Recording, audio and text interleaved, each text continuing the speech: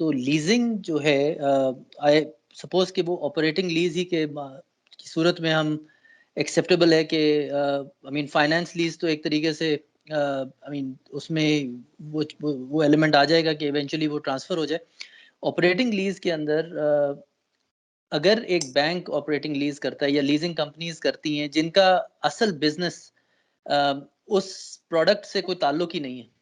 For example ایک leasing company ایک machinery import کرتی ہے اور ایک کارخانے کو وہ مشینری دیتی ہے اور آپریٹنگ لیز ہے, یعنی اس کا وہ کرایہ لیتی ہے جو کہ جائز ہے. تو ایونچولی جب لیز ٹرم ختم ہوتی ہے تو اس مشینری کی value for that leasing company تو کچھ بھی نہیں ہے.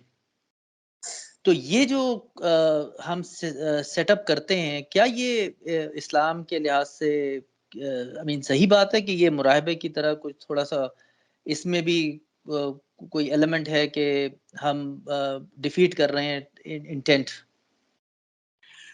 دیکھیں آدمی جب پریکٹیکل لائف میں ہوتا ہے, وہ عظیم صاحب کی بات اس حد تک صحیح ہے, تو آدمی کو پوری ڈیٹیلز معلوم نہیں ہوتی.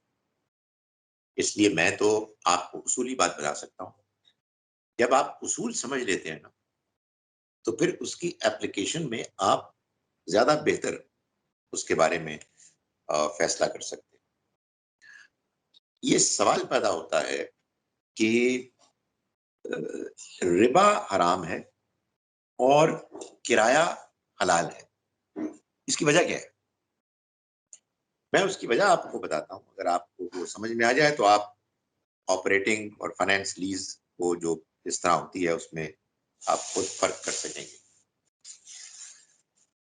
مسئلہ یہ ہے کہ جب آپ کسی کو 1 کروڑ روپیہ دیتے ہیں تو 1 کروڑ روپیہ پورے کا پورا استعمال ہو جاتا ہے, را مٹیریل میں, تنخواہوں میں, کرایوں میں, ٹیکسز میں, واٹ ناٹ, اس امید پر کہ اب یہ 1 کروڑ روپیہ جو مختلف جگہوں پر انویسٹ کیا گیا ہے, استعمال کیا گیا ہے, وہ ویلتھ کریٹ کرے گا اور 1 کروڑ سے کہیں زیادہ جنریٹ کرے, which is never guaranteed, never certain.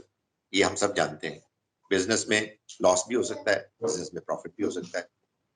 میں آپ کو 1 کروڑ روپیہ دے کر یہ کہوں کہ I don't care, آپ نے اب مجھے 1 کروڑ 10 لاکھ دینے یا واٹ ایور. یہ ہے اصل میں وہ مینٹیلٹی جس کو کہ ناجائز قرار دیا گیا ہے کہ یہ آپ نہیں کر سکتے, نوئنگ فل ویل کہ دوسرے کو نقصان ہو سکتا ہے. کرائے میں کیا ہے کہ آپ نے 1 کروڑ روپے کا ایک لیٹ سے فلیٹ اپارٹمنٹ کسی کو لے کے دے دیا اور آپ نے کہا جی کہ مجھے آپ ہر مہینے کرایہ دیں. اپیرنٹلی تو دونوں چیزیں ایک ہی لگتی ہیں. اگر فرض کیجئے کہ سال کا کرایہ بھی اتنا ہی ہے جتنا کہ سود ہے, تو آپ کہیں گے یار فرق کیا ہے؟ نہیں, فرق یہ ہے کہ بھائی اپارٹمنٹ میرا ہے, آپ کرائے پہ ہیں.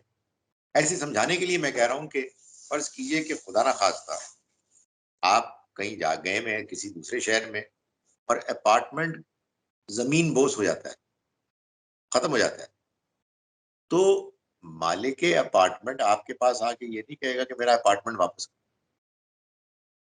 کہے گا یار وہ ختم ہو گیا. آپ کو پتا ہے سود کے معاملے میں کیا ہوتا ہے کہ 1 کروڑ روپیہ میرا تھا, آپ نے محنت کر کے اس کو اپنی بزنس میں لگایا, نہیں چلی بزنس بھائی, اس میں آپ نے کوئی بے ایمانی نہیں کی, بس ہو جاتے ہیں حالات. میں نے ابھی شروع میں کہا کہ اللہ کا فضل تلاش کرو, اللہ کا فضل ہوتا ہے, بعض اوقات نہیں ہوتا. تو آپ کہتے نہیں مجھے میرا 1 کروڑ بھی دو اور اضافی بھی دو, یہ ہے ناجائز. تو جب آپ کو یہ سمجھ میں آ جاتی ہے بات کہ بعض ایسے ایسٹس کموڈیٹیز ہیں جن پر اگر آپ فکسڈ انکریمنٹل مانگیں گے تو وہ سود ہوگا اور بعض میں کرایہ ہوگا, تو فرق کیا ہے؟ جو کموڈیٹیز کنزیوم ہو جاتی, جو ایلیمنیٹ ہو جاتی, جسٹ ڈسپیئر استعمال کے نتیجے میں. جیسے آپ نے مجھ سے پوچھا کہ کیا کھا رہے ہیں, میں نے مونگ پھلی کھا, مونگ پھلی گئی ہے, ختم ہو گئی. لیکن मूंगफली میں نے جس پیالے میں کھائی ہے ڈال کے, وہ پیالہ وہیں کا وہیں ہے. اس کو میں استعمال کر رہا تھا مگر وہ استعمال کے باوجود انٹیکٹ ہے. تو پیالے کے ریٹرن میں مجھے جو ملے گا وہ کرایہ ہے اور وہ جائز ہے.